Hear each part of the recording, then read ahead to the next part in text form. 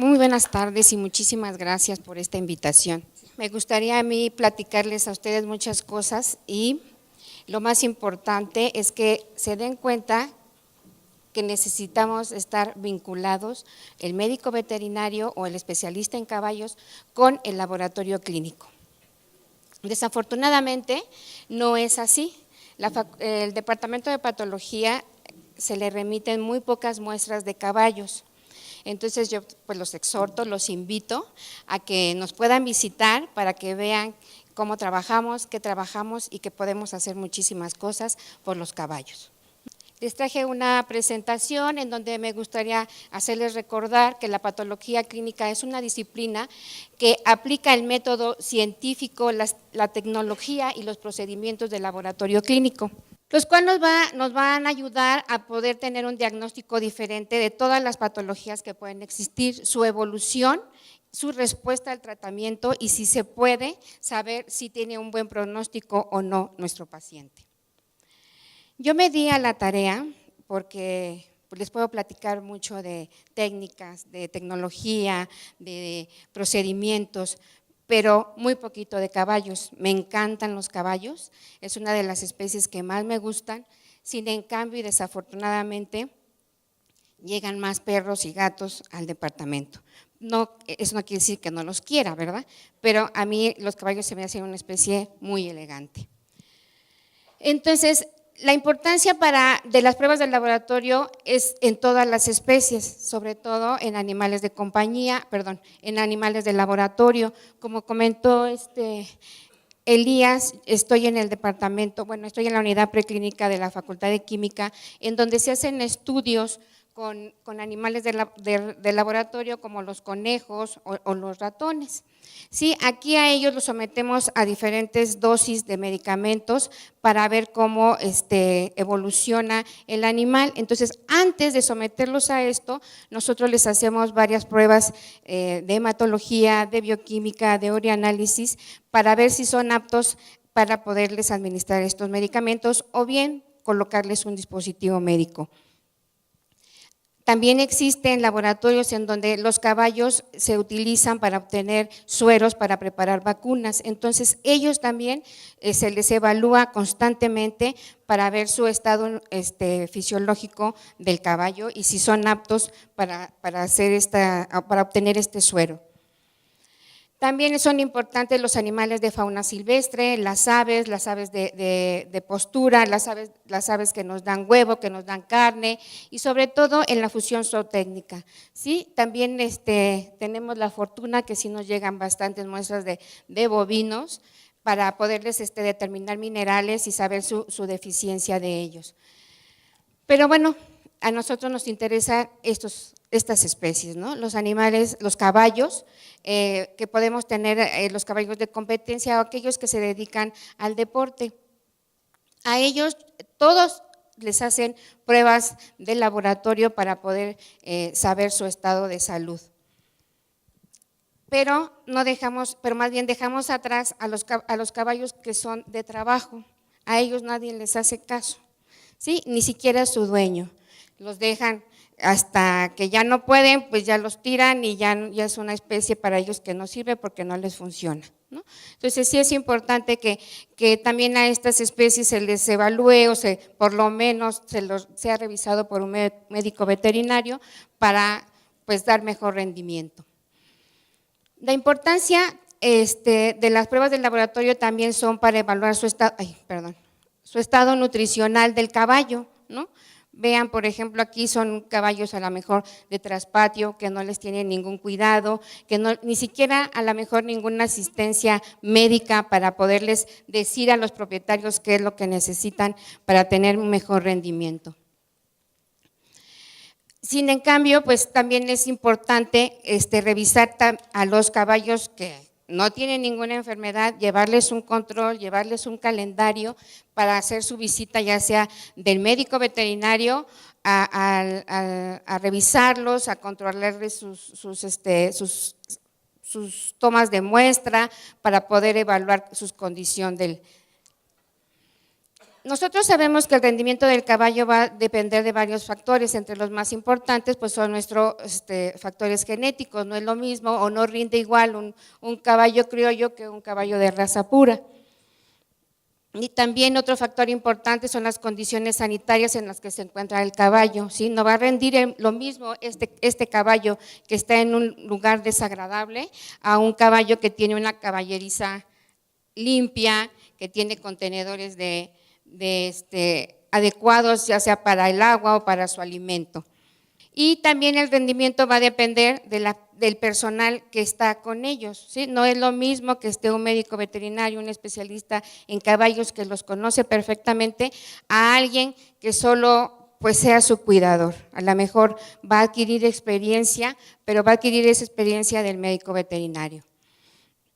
Nosotros podemos saber su estado nutricional del caballo de acuerdo a sus indicadores indirectos o directos. Nos vamos a dar cuenta el dueño, si lo trata mal, si no le da de comer, si no se preocupa por su salud, obviamente que su estado nutricional pues no va a ser el adecuado, ¿no? Además de que pues un caballo cuesta. Entonces muchos propietarios no tienen para pues darle una muy buena alimentación a ellos.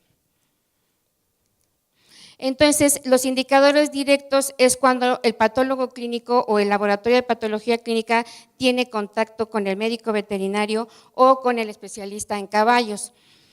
Aquí el especialista en caballos va a tener la oportunidad de tener un carnet o una ficha técnica de su caballo en donde nos va a indicar a qué actividad se dedica, cuál es su peso, si es su sexo, si tiene alguna marca especial o algo así. También nos va a indicar su condición corporal. Los especialistas en caballos pues tienen una tabla de evaluación de condición corporal. Aquí ellos nos van a indicar en ese carnet si la pérdida de grasa evalúa la mala nutrición o la ingesta de nutrientes está por debajo del óptimo. También este especialista va a tener su hoja en donde va a anotar el motivo por el cual fue a visitarlo o porque o solamente es un control de rutina, si tiene algún problema, la frecuencia, la forma, el tiempo de evolución de este problema. El examen físico le van a colocar ahí sus constantes fisiológicas y el diagnóstico presuntivo al cual él va a llegar. Todo esto lo va a vertir en la hoja de historia clínica o la hoja que se les da en el laboratorio de patología para indicarnos todo lo que puede tener su paciente y nosotros tener esta referencia y relacionarlos con las pruebas de laboratorio. Una vez que él ya tiene un diagnóstico presuntivo, entonces va a decidir qué pruebas va a mandar y qué es lo que necesita saber. Entonces nosotros podemos diagnosticar el estado carencial, la deficiencia, la medición de un nutrimento o su metabolito, detectar trastornos de desequilibrio nutricional o seguir los cambios del desequilibrio. Para esto, entonces, es importante saber cuáles son las muestras que va a remitir. ¿Sí? Al laboratorio de patología clínica van a llegar muestras de sangre, ya sea completa, suero o plasma, la orina, heces o otros fluidos, como el líquido peritoneal, líquido cefalorraquídeo o líquido sinovial, de acuerdo al análisis que requiera. En la toma y envío de muestras para nosotros es muy importante. Sí requerimos que pues el médico veterinario tenga el material necesario para esa toma. ¿Qué tipo de tubo va a utilizar? De acuerdo a la prueba que quiere. El tubo de tapón rojo, recuerden que es para una muestra de sangre completa, sin anticoagulante. El tubo de tapón amarillo es el que tiene un gel que le va a permitir o le va a ayudar a poder transportar la muestra a laboratorio una vez que lo haya centrifugado, porque este gel forma una capa hermética que le evita que haya una combinación entre la célula o que se siga consumiendo alguno de los analitos. El tubo de la tapa verde es el que tiene parina. El tubo de la tapa morada o lila son los que tienen EDTA, que son los que utilizamos para las muestras de hematología. El de varina también se puede utilizar para un estudio de bioquímica y el tubo azul son los que se utilizan para las pruebas de coagulación. La toma de muestra puede ser con tubos al vacío, utilizando el capuchón y si no, con la jeringa. Nada más que cuando se va a trasvasar la muestra, se tiene que hacer con mucho cuidado para evitar el factor más importante y con mayor alteración, que es la hemólisis. Bueno, ustedes saben muy bien cómo se debe de tomar esta muestra: la vena yugular, la orina por micción y la palpación rectal para la toma de muestras de heces. La toma y envío de muestra, el envío también para nosotros es muy importante. A veces, por eso no van al laboratorio clínico, porque sus caballos están muy lejos del laboratorio. Entonces, esto hace que pues tengan un laboratorio o un pequeño laboratorio en su clínica o en su rancho, que no les va a permitir ver todo el panorama que les puede dar las pruebas que se hacen en el laboratorio. Entonces, ustedes deben enviar sus muestras de una manera que se puedan conservar lo más que se pueda. Debe de estar en un empaque cerrado herméticamente, con un gel que les permita estar en una temperatura de refrigeración y no de congelación. Sí, que no tenga contacto la muestra con este gel frío. Debemos de tener una muestra que esté en una gradilla, que esté en un frasco, que podamos detener la muestra, que no esté bailando, también para evitar que no se hemolice y se nos rompan las células. Algo muy importante es eso. Nos pueden llegar 200 muestras de fuera y ninguna está etiquetada con su nombre. Entonces no sabemos nada. Lo que nos dicen, no importa, quiero saber cómo están todos. Sí, pero no necesitamos saber si es el 1, el 20, el 50, cómo los van a identificar ustedes. No importa, así sabemos de quién es quién. Y eso creo que no es cierto, ¿no? Entonces sí es importante que todas las muestras estén etiquetadas, tengan un nombre, que ustedes tengan esa relación para poderlos seguir, dar el seguimiento a ese caballo. Porque no todos van a tener lo mismo, no todos van a responder a lo mismo, ¿no? Como dijeron hace rato, todos y cada uno tenemos un comportamiento a las cosas de forma diferente y nuestro organismo va a responder de forma diferente, aunque sea a lo mismo. Entonces, para la obtención de muestras de hemograma, lo que nosotros necesitamos es una sangre periférica, como ya les comentamos, sabemos que es de la vena yugular. ¿Cuál es nuestro anticoagulante de elección? Es el EDTA. Vamos con 2 a 3 mililitros de sangre es suficiente para hacer un hemograma completo y se debe de procesar dentro de las 24 horas posteriores a la toma, no más. ¿Por qué? Porque ya tenemos destrucciones de células, ya no nos sirve esa muestra. Si nosotros tomamos la muestra, podemos mezclarla suavemente para evitar la hemólisis y la podemos refrigerar por unas horas solamente, no días, porque sí llegan a remitirnos muestras que ya tienen 3 días porque viven muy lejos o porque no pueden venir todos los días al laboratorio. Una muestra que ya pasa de 24 horas ya no es útil para darles un buen diagnóstico. Además, vamos a tener células destruidas y vamos a tener hemólisis. Luego nos dicen que en el laboratorio hemolizamos las muestras y eso no puede ser.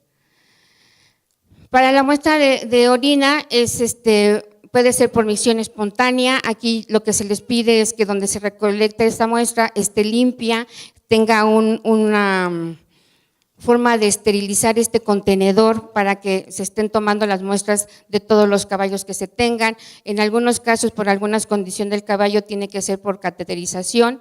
El recipiente tiene que ser hermético y no en bolsas. La mayoría de estas especies grandes nos llevan las muestras en bolsas y a veces nos llegan bolsas así como de 1 litro. Entonces, ni siquiera, pues todo lo que sale nos llevan y no es necesario, ¿no? Porque no podemos, vamos a tirar creo que la mayor parte de la bolsa. Debe de estar protegida de la luz y el análisis se va a hacer. Es confiable después de 4 horas de que se hizo la toma de la muestra, no más.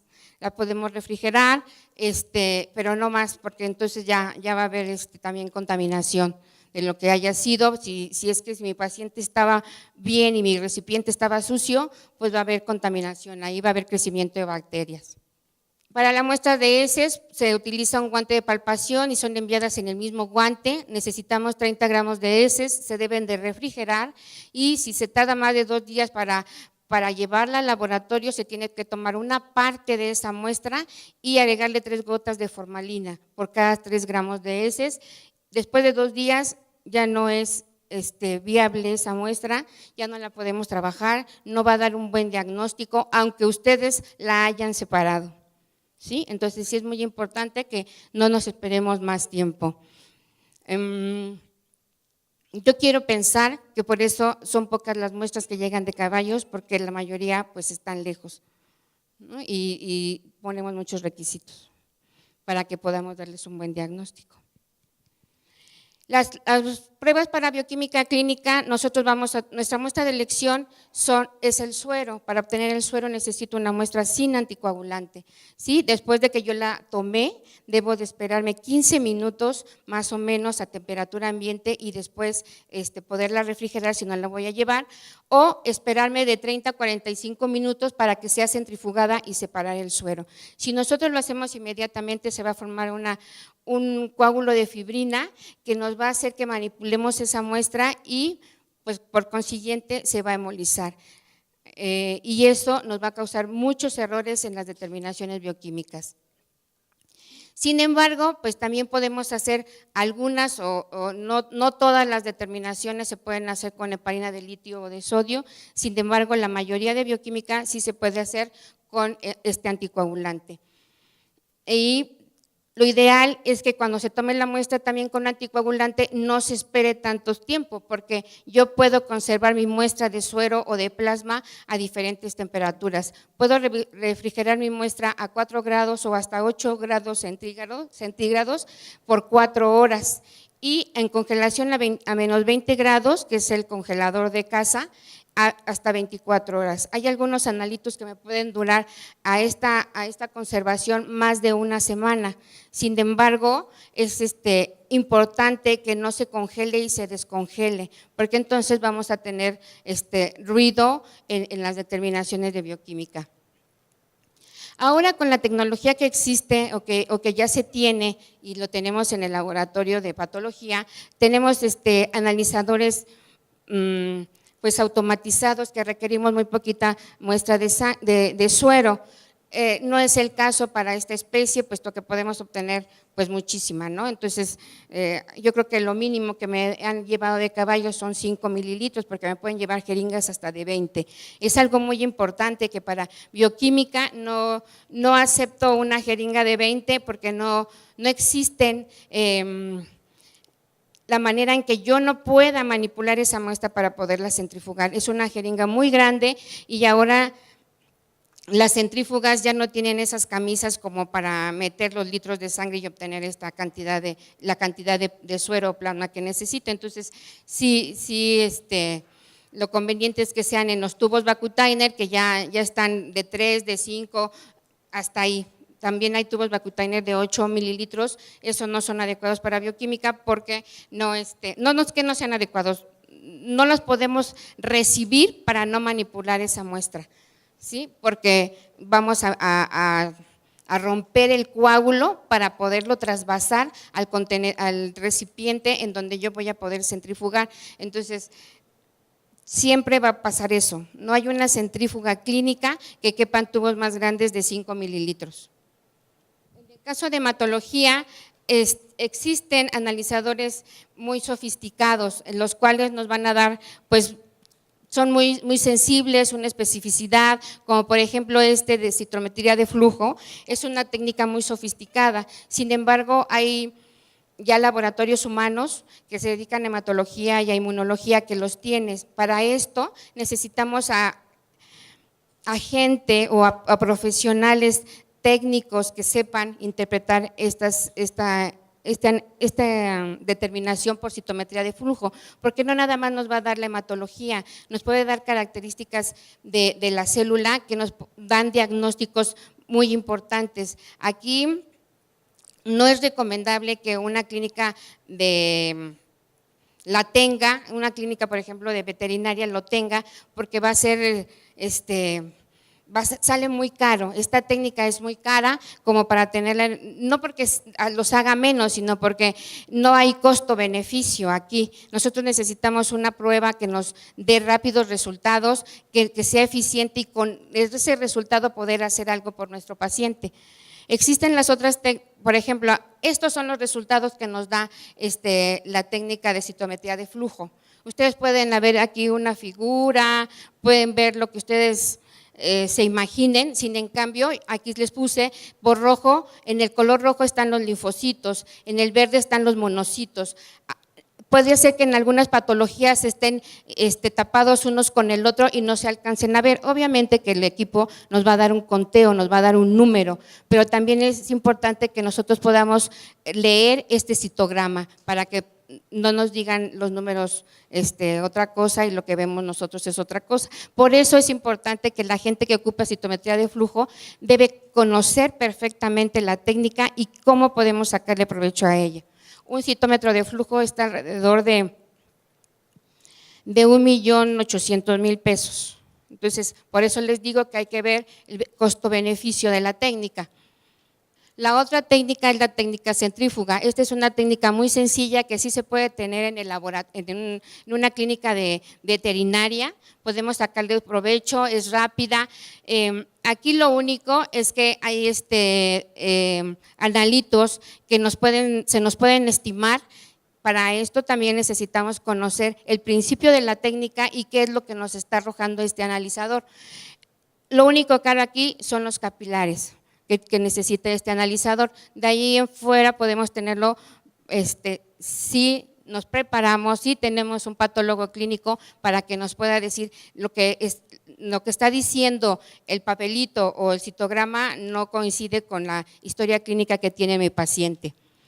La técnica de impedancia es la que tienen la mayor parte de los laboratorios de patología clínica y la podemos tener también en un laboratorio o en una clínica de caballos y es muy fácil de poder interpretar. Lo que va a hacer este analizador es que nos va a dar el número de pulsos, lo cual se va a descifrar como el número de células. También nos da la amplitud del pulso, que es el tamaño de células. También nos da este citograma, en donde nos está diciendo la amplitud del pulso a qué célula corresponde. Sin embargo, en algunas patologías, estas células pueden estar una encima de la otra y la curva también se puede estar tapando una encima de la otra. Entonces, es importante conocer tanto el número de pulsos como la amplitud de pulsos para saber si coincide con el diagnóstico, con lo que sospechamos que tenga nuestro paciente. La impedancia se puede ver afectada por muchos factores, como es la crioaglutinación, que se va a ver afectado los eritrocitos, la velocidad globular media, y esto va a ser por la aglutinación de los eritrocitos. La lipemia y la ictericia, aquí por ejemplo reconocen que sus caballos tienen el suero amarillo. Eso no quiere decir que esté ictérico ni que tenga un problema hepático, sino que está amarillo. Aquí el parámetro que se ve afectado es la hemoglobina, porque la hemoglobina la hace por método de espectrofotometría. Entonces, esta lipemia o la turbidez de los lípidos nos van a causar artefacto en esa lectura. La hemólisis, como ven, en la toma de muestra desde aquí en todos los analizadores nos van a hacer ruido. Es muy pocas las veces, a menos que vengan de muy lejos las muestras de los caballos que vienen hemolizadas. Si con la experiencia que ustedes tienen, las pueden dejar ahí recargados hasta 30, 40 minutos y se empieza a separar el suero, incluso con una pipeta pasteur la pueden pasar a otro contenedor y así transportarla al laboratorio. Eso no quiere decir que sí hemos obtenido muestras hemolizadas porque vienen en la guantera o no vienen conservadas, vienen ahí en un frasco cualquiera y se vienen pegando una con la otra, entonces sí se hemoliza la muestra. Esto nos va a afectar en la disminución de los eritrocitos y el hematocrito, y aquí lo que va a pasar es que los eritrocitos son lisados y no se van a contar. Entonces, vean los factores que nos pueden alterar los resultados sin que sea nuestra intención. Entonces, nosotros tenemos que revisar esto para cuando damos un resultado, al revisar estos factores, darles una interpretación o decirle, por este factor no puedo interpretar lo que salió en el analizador. Sin embargo, estos analizadores nos pueden ayudar a cortar el tiempo de trabajo, pero el patólogo clínico de todos modos tiene que hacer su diferencial, ¿sí? Porque pues un analizador va a sustituir la experiencia que tiene el patólogo clínico. Aquí les comento cómo es que se hace la determinación de la hemoglobina en un analizador de impedancia. Lo va a hacer por el método de cianomethemoglobina, lo lee por espectrofotometría a 540 nanómetros y siempre va a ser un blanco de lectura para cada una de las muestras. Eso quiere decir que en cada determinación de muestra es la hemoglobina de ese paciente, porque lo va a restar de su blanco de su misma muestra, ¿sí?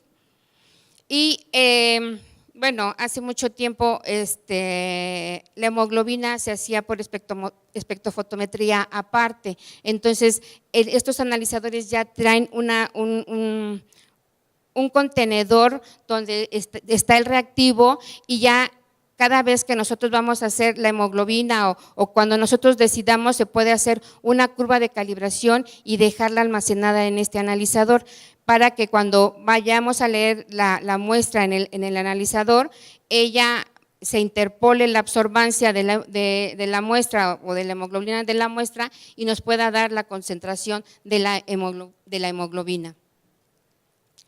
Por ejemplo, aquí, ¿cómo podríamos interpretar los parámetros hematológicos en los caballos mal alimentados? A nosotros nos interesaría, por ejemplo, ver la línea roja, cómo se encuentra, qué es lo que nos está diciendo.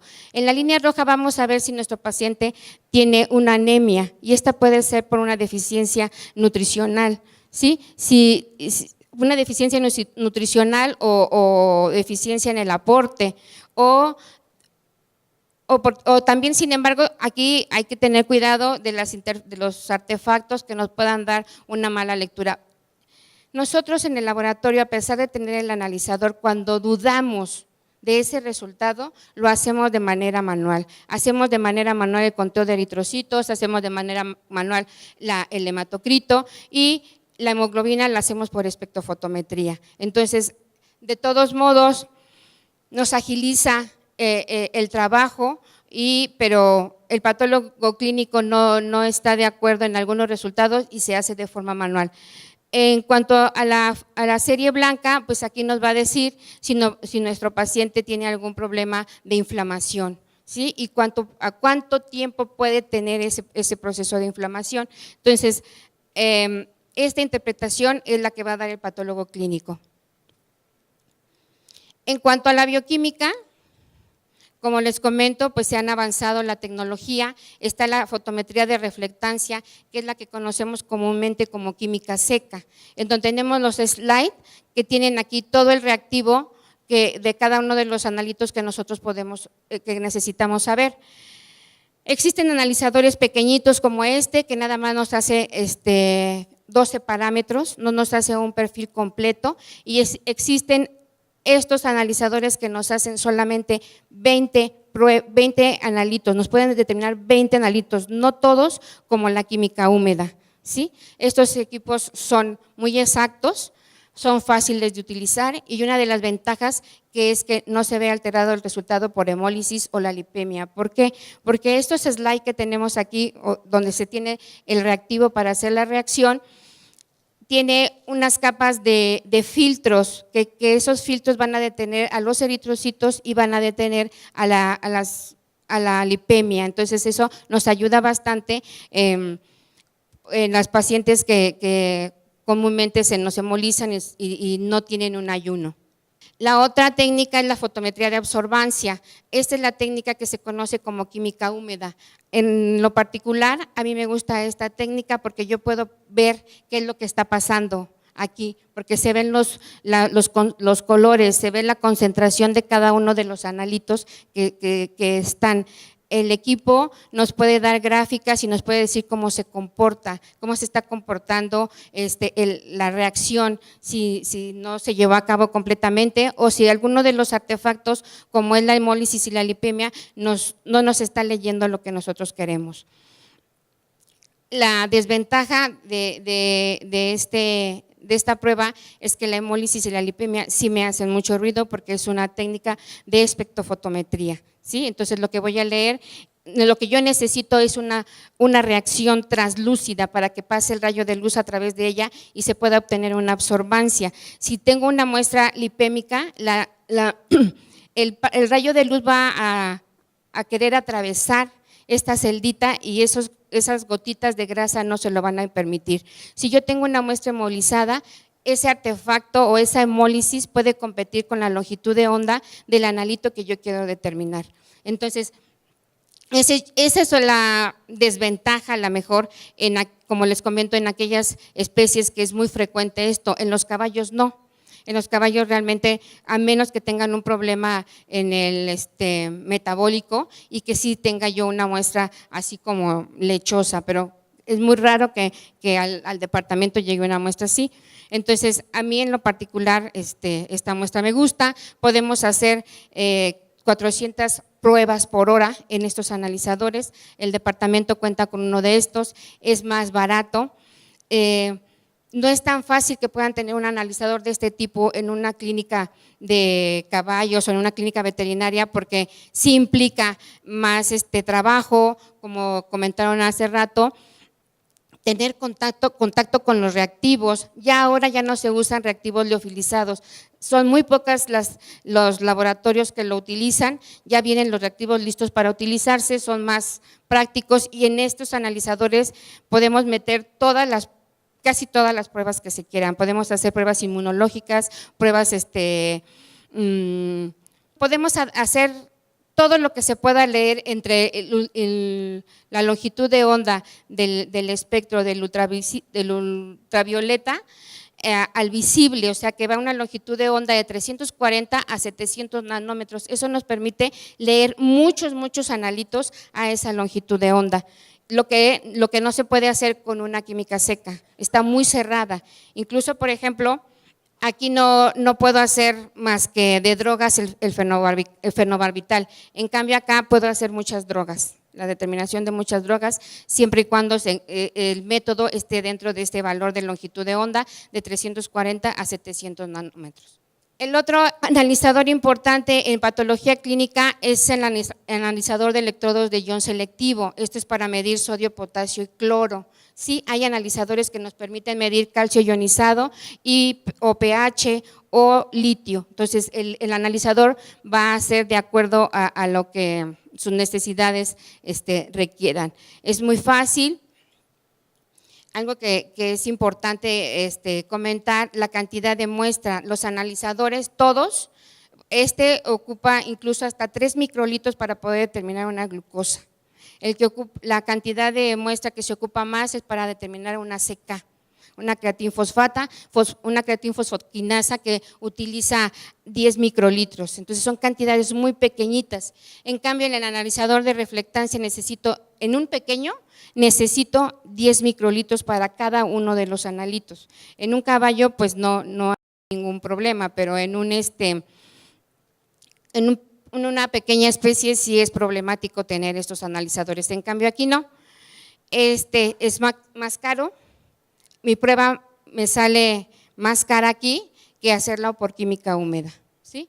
En cambio aquí, por ejemplo, en el de electroquímica, necesitamos 90 microlitros de muestra, se puede hacer también en sangre completa los iones, se puede hacer también en orina.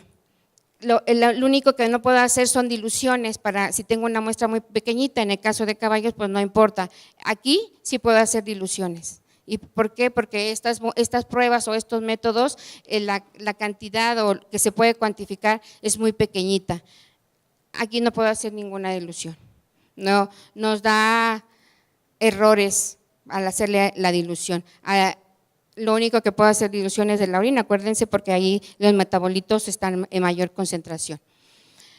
La interpretación que le podemos dar a los parámetros bioquímicos, por ejemplo, nos va a decir si nosotros tenemos una hiporexia o una anorexia de acuerdo a la cantidad que podemos tener de proteínas, de albúmina, la relación de globulinas. Si tengo la urea, por ejemplo, para nosotros es un marcador de reducción de ingesta de proteínas. Si tengo una disminución de masa muscular, pues tenemos a la creatinina. Si tengo, no sé, que no esté muy bien la movilización de lípidos, podemos hacer colesterol, todas las lipoproteínas también en estos analizadores que nos van a poder ayudar a dar un diagnóstico de hiperlipidemias. Están todas las enzimas y bueno, podemos hacer muchas más para poder saber si tenemos, estamos concentrados en nuestro paciente, si están disminuidos por anorexia, los electrolitos que están aquí. Y nosotros les garantizamos la calidad del trabajo que se hace, porque el proceso que nosotros tenemos está bajo controles de calidad para obtener óptimos resultados con precisión y exactitud, lo cual les va a ayudar a ustedes a darle un buen seguimiento a su paciente, a darle un buen tratamiento y tener pues un buen rendimiento de su caballo. Muchas gracias.